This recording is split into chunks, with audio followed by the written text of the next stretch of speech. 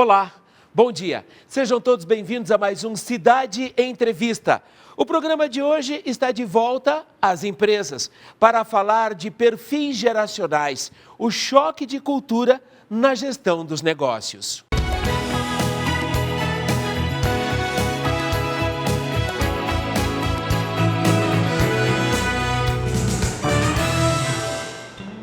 E a nossa convidada de hoje já chegou, Adilis Maia, consultora e gestora. Adilis, bom dia, bem-vinda de volta ao Bom Cidade dia, Entrevista. Gelson. Prazer revê-la, tá? Igualmente. Adilis, vamos começar com a definição de perfis geracionais. Do que se trata? Pela primeira vez na história, Gelson, nós temos 4 gerações dentro do mercado de trabalho. A primeira geração lá, que é Baby Boomers, a geração X, depois entrou a geração Y e agora nós estamos com a geração Z entrando também no mercado de trabalho. Então são momentos históricos diferentes que essas pessoas viveram e como que isso influencia na forma de ser, de pensar, de agir e, consequentemente, isso tudo hoje está dentro da organização. E o jeito de funcionar e de lidar com as diferentes situações, em muitos casos, tem gerado muitos conflitos e muitas dificuldades nas tratativas. Por outro lado, as organizações que conseguem tirar o melhor de cada um, têm o melhor cenário, Porque tem toda uma vivência, uma experiência de quem viveu, nos anos de mais dificuldade e a moçada que entrou no mercado aí já com muita tecnologia, com muita informação, com muita diversidade acontecendo simultaneamente. Adilis, antes da gente entender um pouco melhor esse caldo geracional e que inevitavelmente também vira conflito, choques de diferentes perspectivas e pontos de vista. Vamos entender um pouquinho cada uma dessas gerações. O Gelson tem 54 anos. A que geração eu pergunto? Você está na geração X, mas tem uma anterior que é Baby Boomers. O que aconteceu? A geração Baby Boomers ela é uma consequência, ela é um reflexo do pós-guerra. Então, as pessoas que estavam na guerra, quando voltaram, criou-se um mantra, um slogan assim, não façam guerra, façam amor. E as pessoas realmente levaram a sério. E aí teve uma explosão demográfica, teve muita gente nascendo nesse período do pós-guerra. E estes filhos do pós-guerra são a geração Baby Boomers. Então, esse pessoal hoje eles estão aí entre 58 e 76 anos. Muitos já estão aposentados, alguns ainda estão no mercado de trabalho, já num papel muitas vezes de liderança, na alta direção, e que viveram uma história num momento realmente de muita recessão, de muita restrição. E aí, consequentemente, próxima geração, a geração X, que é a sua geração, que é a minha geração, que é o pessoal que está entre 42 e 57 anos. É importante esclarecer que cada autor ele fala de uma forma diferente, não tem tanta precisão, mas é mais ou menos por aí. Essa geração X, ela veio com muita vontade de conquistar.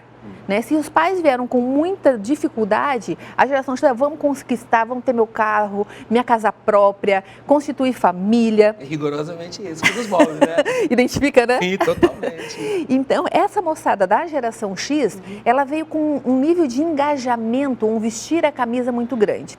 Um ponto importante, lá Baby Boomers, o bacana era assim, entrei na empresa e vou me aposentar nela. Bom, era cultural, Era cultural. A geração X, ela já perdeu um pouco isso porque ela começou a focar um pouco mais na própria carreira. Correto. De ter uma ascensão profissional para que ela pudesse ter um crescimento realmente dentro daquilo que ela entende que era valor para ela. Ok. E aí, qual foi a geração que veio para mudar muito, divisor de água, para trazer muitos questionamentos? Foi a geração Y. É a seguinte.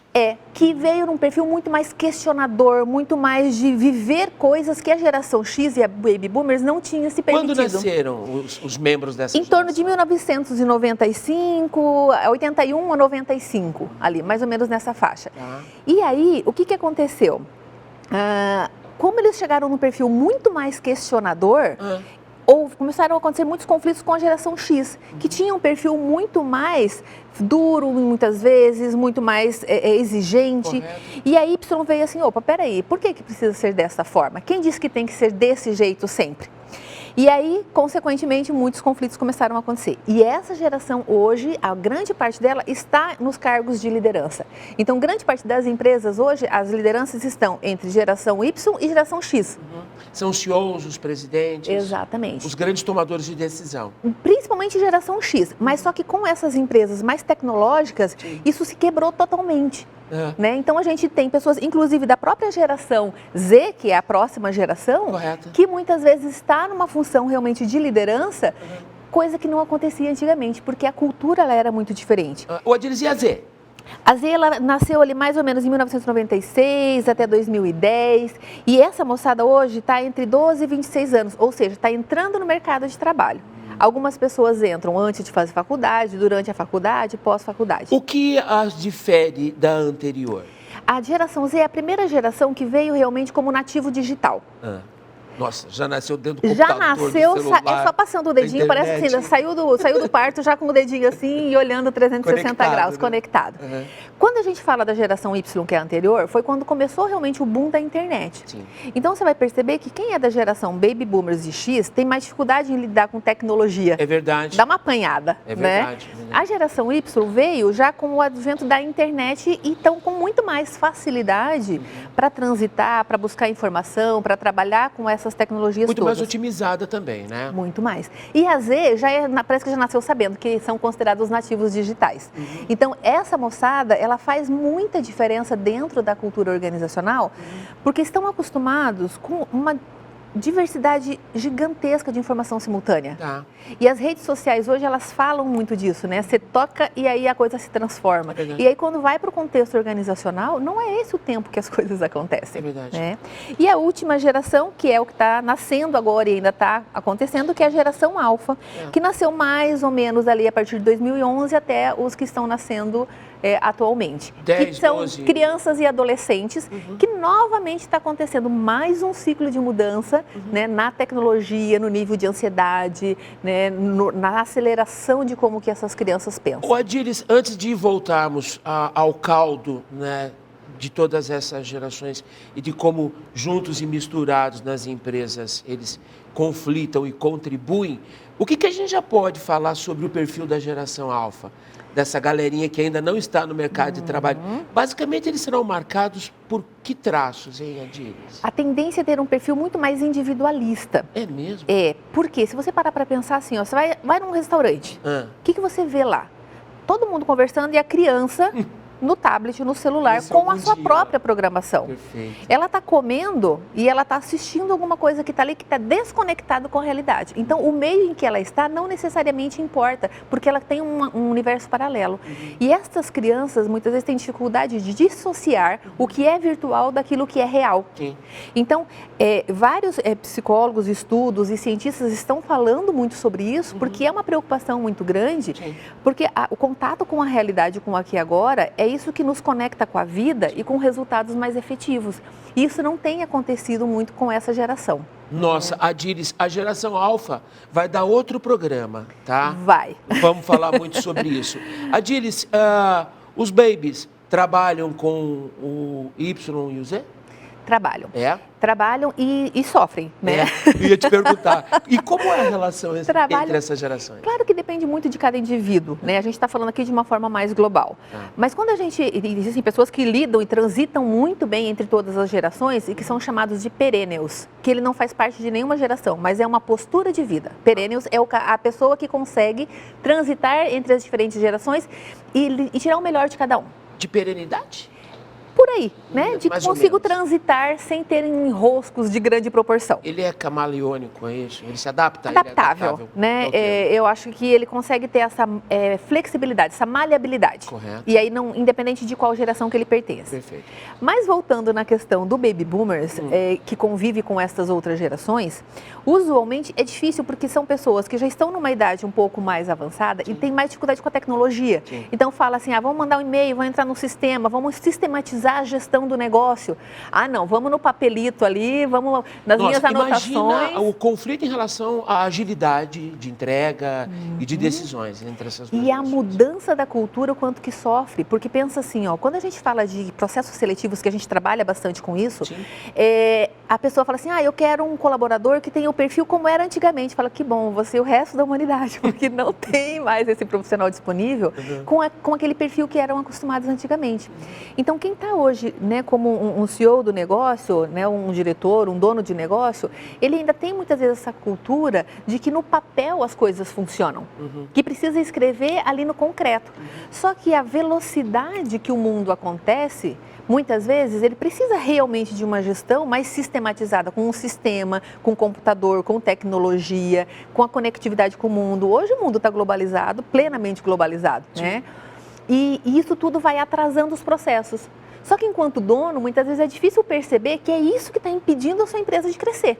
Ô Adilis, e aí você está dentro das empresas o tempo todo e se depara com frequência com esses choques geracionais. Como é que as empresas estão lidando com isso, hein? O primeiro processo, quando a gente vai desenvolver um trabalho, é ter a compreensão da demanda, é entender como que essa cultura do dono está influenciando positiva ou negativamente o negócio. E aí, quando a gente identifica que sim, é uma questão geracional, com vários valores, crenças de vida, forma de lidar, que estão impactando no negócio, e quando o dono nos contrata, ele já contrata para ouvir, vamos dizer assim, as verdades que muitas vezes no dia a dia é difícil de olhar. Então, quando a gente traz isso de uma forma cuidadosa, mais analisada e com fundamentação de em que aquilo está impactando, a tendência é a pessoa se abrir um pouco mais para o novo. E também porque ela se sente acompanhada no processo e não sozinha. Porque pensa assim, para quem já está com essa certa mais idade, que já caminhou um longo caminho, as coisas funcionaram até aqui. Então é muito difícil visualizar que precisa ser diferente. O jogo justificativo é sempre assim, sempre trabalhei dessa forma, sempre deu certo. O time que está ganhando não se mexe. Correto. Só que eu gosto de fazer o exemplo da questão do computador e da máquina de escrever. Máquina de escrever lá então, quando chegou o computador, todo mundo tinha uma certa resistência, né? Muita gente tinha. Hoje não consegue imaginar o mundo pensando na máquina de escrever. Então, a gestão das empresas também precisa se atualizar, precisa se modernizar e aprender a lidar com essa moçada que está vindo aí, porque é um caminho sem volta. Não vai voltar até a cultura que se tinha, quem é a geração X, por exemplo, que era um outro jeito de lidar com as coisas. Sem dúvida. Adilis, já te perguntaram nessas suas andanças, nas suas consultorias, sobre, doutora, qual geração é melhor? Perguntam sempre. E aí, o que você responde? Depende para quê. Boa. Depende para quê. Da atividade da empresa. Da atividade da empresa e qual é a cultura interna. Então, o que algumas empresas sabiamente têm feito, tá? Contrata a geração Y, contrata a geração Z, que é a moçada que está nessa vida mais ativa neste momento, mas contrata uma pessoa, um profissional da geração X para ser um mentor. Um profissional da geração Baby Boomers para ser um mentor. Faz todo sentido. E aí a empresa consegue ter o melhor dos mundos de todos esses profissionais, porque foca muito mais naquilo que cada um pode entregar com excelência, ou seja, a agilidade, a rapidez, a amplitude que tem essa geração mais nova, mas ao mesmo tempo o cuidado, né, a maturidade de análise da situação que uma pessoa que é da geração X ou da geração Baby Boomers tem. Você recomenda esse mix para as empresas?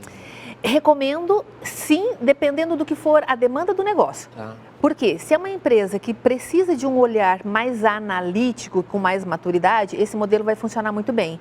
Agora, se a gente pensar, por exemplo, numa startup, daí não tem essa necessidade. Porque é um conceito muito mais de inovação e de uma pegada realmente tecnológica, que talvez quem está lá numa geração Baby Boomers vai ter algumas crenças em relação àquilo que, às vezes, pode contribuir sim, mas não obrigatoriamente, né? Por isso que a análise, Gelson, sempre precisa ser feita a partir do segmento que o negócio, né, atua, o perfil realmente de cliente, como que ele está posicionado, qual é o posicionamento da marca, com que público que essa empresa fala, com um público, né, que é mais jovem, é um jeito de tratar, é uma estratégia.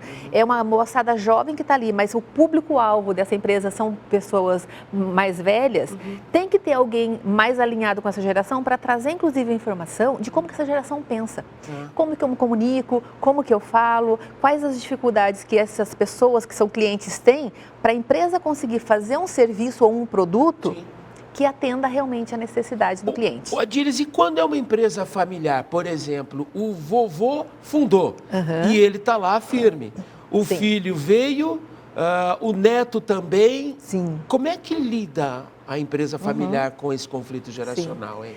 A gente trabalha muito em empresas familiares e com o processo de sucessão familiar. Verdade. Então, essa é uma demanda recorrente dentro do nosso trabalho. Aí converge para o outro tema que é bem árido às vezes, né? É desafiador. Sem dúvida. Porque o que acontece? Normalmente quem é o fundador fica no negócio por muitos anos e imprime o seu jeito de ser e fazer. E ele tem uma vivência muito grande porque ele trilhou todo o caminho da construção. Então, como ele construiu tijolinho por tijolinho, ele sabe o que e por que foi feito daquela forma. Sem dúvida. Quem entra para fazer a sucessão familiar, que normalmente ali está na geração X ou está na geração Y, já dependendo da estrutura familiar, chega com o negócio pronto e cheio de ideias para implementar e com um monte de questionamento de por que isso não pode ser diferente.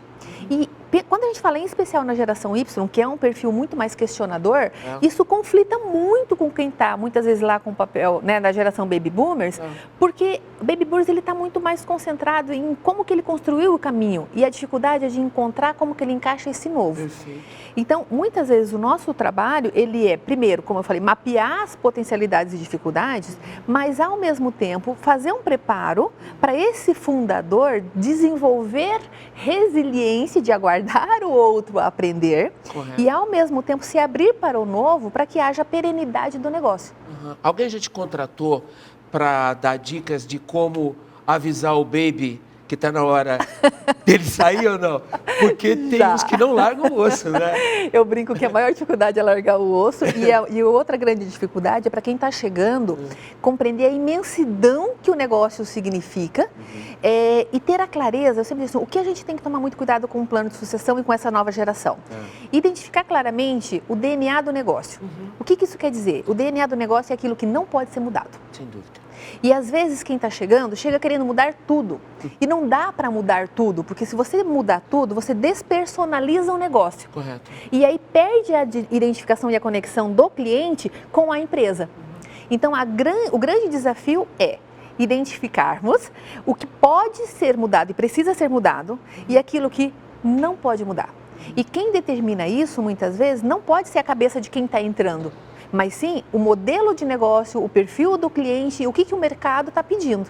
Então é mais ou menos assim, o fundador, acalma seu coração, vai dar tudo certo, vamos estruturar os processos para que tenha um padrão, para que aquilo que foi construído seja mantido, e para a geração que está chegando, olha, acalma seu coração, as coisas vão se encaixando a partir de um certo momento em que você vai compreendendo mais sobre o negócio e entendendo o que pode e o que não pode ser mudado. Ok. Adíris, vamos fechar esse primeiro bloco com uma pergunta que eu não posso deixar de fazer. Com quem é mais difícil negociar? É com o X, com o Y, com o Z ou com o Baby? Negociar em que perspectiva você fala? De convencê-lo de que cada um tem um papel dentro do processo e que eles precisam respeitar o espaço e o conhecimento que cada um, ao seu tempo, trouxe de contribuição para o negócio, né? Usualmente... Tem alguém mais teimoso? Acho que teimoso, não sei se seria o termo, mas vamos dizer assim, mais convicto daquilo que construiu, vamos dizer assim, perfeito. É a geração Baby Boomers e a geração X. Perfeito. Porque construiu todos os tijolinhos. Perfeito. E daí quando chega a geração mais nova dizendo, olha, não é nada disso, é muito difícil para desconstruir. Mas também existe uma geração nova chegando partindo do princípio que tudo tem que ser mudado. E daí também é muito difícil, porque isso não é real. Não é assim, ó, nada pode mudar ou tudo tem que mudar. A sabedoria de uma empresa não quebrar está exatamente no aspecto de identificar o que pode e o que não pode ser mudado. E aí, em algumas empresas ou algumas pessoas, isso é difícil em todas as gerações, porque tem muito a ver com personalidade, né? Dominância, o quão impositivo a pessoa é, o quanto ela acredita que aquilo que ela pensa é a verdade absoluta. Ok. Vamos fazer um intervalo, Adíris? Vamos lá. Daqui a pouco, na segunda parte da nossa conversa com a Adíris Maia, que é consultora e gestora, a gente vai entender um pouco mais dos processos, das técnicas, do socorro que está aí para você que está se debatendo com uma crise geracional dentro do seu negócio. O intervalo é rápido, nós já voltamos, não saia daí.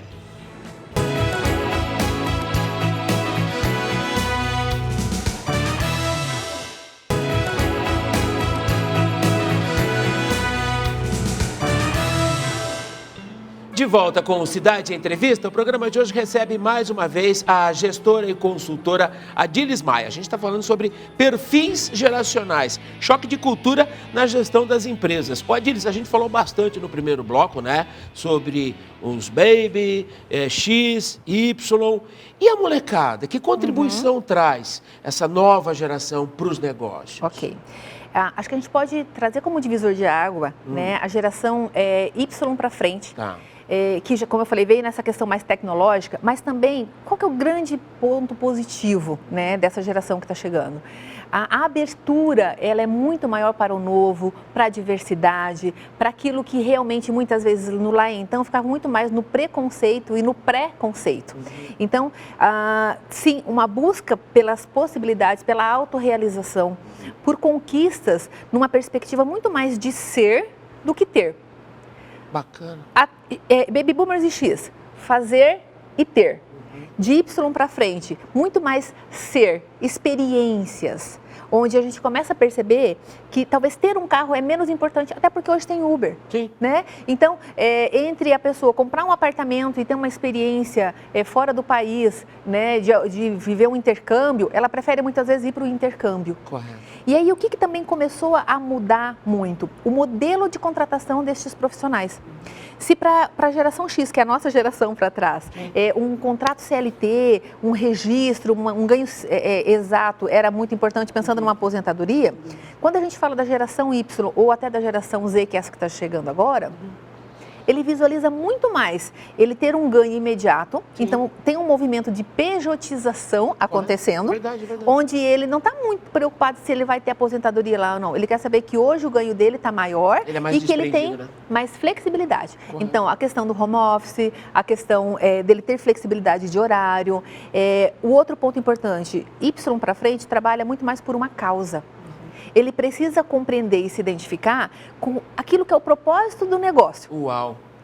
E isso é um ganho sensacional. Não é uma reprodução mecânica da atividade. Não é. Realmente a empresa começa a ter que ter um olhar muito maior para as questões sociais, para o seu entorno, para onde ela está inserida, para o impacto ambiental e social que ela causa. E estes questionamentos, que a gente fala que é uma geração muito questionadora, ela veio para questionar muito este modelo de gestão engessado, onde o único objetivo para algumas empresas era o lucro do negócio. Verdade. Adilis, estou aqui tentando imaginar o tamanho do desafio que pesa para o líder, para o gestor. É grande. Né? É grande. É grande porque, na realidade, o que acaba acontecendo? Empresas que não estavam com este olhar de cuidado com o entorno sofrem muito. Né? Porque ele tem aquilo impregnado dentro da cultura. Correto. E quando a gente fala do conflito das gerações, é muito da questão realmente cultural. Né, da cultura organizacional, daquilo que é valorizado internamente. E se a gente começa a olhar e entender que a gente está falando de diversidade, de acessibilidade, de um mundo muito mais, que se está buscando um mundo muito mais justo e equalitário para as pessoas, essa geração mais nova, essas gerações mais novas, elas têm contribuído muito com esse repensar sobre a vida. Correto. Como é que faz para identificar esses diferentes grupos, seus respectivos talentos e o tamanho da contribuição que cada um pode dar para o negócio, Adilis? Na perspectiva da organização, é ter claro quais são as competências técnicas e comportamentais que precisa um profissional ter para trabalhar lá. Escapou o termo, é competência. As competências. Então, assim, isso é um ponto importante. E a grande maioria das empresas não tem isso claro. Né? Não é feito muito processo seletivo. É amigo do fulano indicou, está vindo. E não tem uma análise realmente se tem uma sinergia entre aquilo que aquela pessoa pensa e aquilo que a empresa precisa. O que a gente chama de fit cultural. Se isso está alinhado ou não. E em relação a quem está, né, a moçada mais nova, trabalhar um processo de conscientização de que algumas questões técnicas são importantes, mas as comportamentais também. E como eles trocam de trabalho com muita facilidade, correto, eles não têm um apego, muitas vezes é difícil gerar esse engajamento. E é onde que contribui a cultura interna. Quando a cultura interna está alinhada com propósitos que façam sentido para essa moçada que está entrando. Perfeito. Então, ele não trabalha só para cumprir o horário e para receber o salário. Ele quer entender em que ele está impactando no mundo. Correto. Que diferença que ele está fazendo. E quando você tem uma empresa que tem clareza em relação a isso, que propaga sobre isso internamente, no meio, com os seus clientes, a tendência é essas pessoas se sentirem mais engajadas. A propósito, Adílis, como a pandemia impactou os perfis geracionais? Impactou muito, né? Na verdade, eu acho que ela veio para consolidar um modelo de flexibilidade que quem estava nas gerações anteriores tinha mais dificuldade de acreditar que era possível. Sim. E forçosamente teve que se adaptar. Então, hoje a gente já entendeu que sim, é possível. Claro que em alguns segmentos não, né? Uma pessoa, por exemplo, que atende ao público, ela não vai poder fazer home office, porque como que ela vai atender o público da casa dela? Sim. Então, a gente também precisa ter essa clareza de não ter essa generalização. Mas a flexibilidade e um olhar de que é possível fazer fora do modelo padrão que se tinha, a pandemia trouxe isso de uma forma sensacional, né? E um outro ponto foi a questão da humanização na gestão. Que, aliás, é um tema que muito te interessa, né? Sobre o qual você tem falado muito. Exatamente, né? Porque toda a metodologia que a gente trabalha é a implantação da perspectiva em 360 graus, ou seja, entender onde tudo impacta. Perfeito. Gestão participativa, que é ouvir as pessoas, né? Construir isso a partir das pessoas que estão dentro do processo. E a gestão humanizada, que nada mais é do que ter um olhar para o indivíduo que está ali, até porque ele tem uma importância dentro da organização tão grande que são as pessoas que fazem aquilo acontecer. Então, o conceito de o colaborador tem que vestir a camisa, às vezes eu brinco e pergunto assim, tá, em que momento que a empresa vai vestir a camisa do colaborador? Né? Então, entender que esse relacionamento ele é via de mão dupla. E as gerações mais novas têm exigido isso, né? Têm cobrado isso da cultura interna. E é difícil para quem está na gestão e não tem esse modelo de gestão. Sem dúvida. Ô, Adílis, quando é que a empresa te chama? Quando o pau já quebrou ou porque o gestor quer evitar que aconteça? Basicamente, são dois perfis que nos contratam. Empresas que estão dando muito certo, estão crescendo muito e começam a perceber que elas não estão dando conta sozinha, que se elas não estruturarem os processos, não organizarem a casa, elas acabam perdendo a oportunidade ou deixam de crescer. Então, assim, as pernas dos braços não estão dando conta. Esse é um perfil. A segunda possibilidade que normalmente nos contratam é quando a gente está falando de processo de sucessão familiar. Então, o fundador está pensando em sair do negócio e ele precisa preparar o filho para entrar no negócio, ou o filho assumiu a empresa e se dá conta do tamanho da dificuldade que ele vai ter se ele não tiver uma ajuda profissional, né, para mudança de cultura, para estruturar processos, para implementar um modelo de gestão de pessoas. Porque como a gente trabalha 360 graus, nós temos uma equipe de consultores nas diferentes áreas de gestão, isso nos facilita essa integração, porque cada área vai ser atendida por um especialista. Mas o dono do negócio, ele não tem várias consultorias trabalhando, ele tem um olhar sistêmico, né, e de impacto, né, em todas as direções, tanto positivo quanto negativo, para poder tomar suas decisões. Adílis, eu sou seu fã, tá? Sou suspeito, mas eu preciso admitir publicamente. @Maia Consultoria, você pode começar pelo Instagram, mas você vai encontrar muita contribuição, muito conteúdo bacana da Adílis no canal do YouTube também, né? Começa lá pelo Instagram, que aí ela vai te mandar para todas as redes sociais. A Adílis também é uma parceira importante nossa da Rádio CBN. Querida, obrigado por ter vindo, foi incrível ouvi-la mais uma vez. É sempre um descortinar, tem muito conhecimento, muita contribuição, tá? Obrigada pelo carinho, Gelson, conte sempre com a gente. E é um prazer, né, poder contribuir realmente, porque isso é um ponto de angústia muitas vezes para as pessoas. É dor, né? É o que a gente chama de dor. Se você perdeu o programa de hoje, ele estará disponível daqui a pouco em nossas plataformas digitais. Não deixe de acessar também o redemassa.com.br.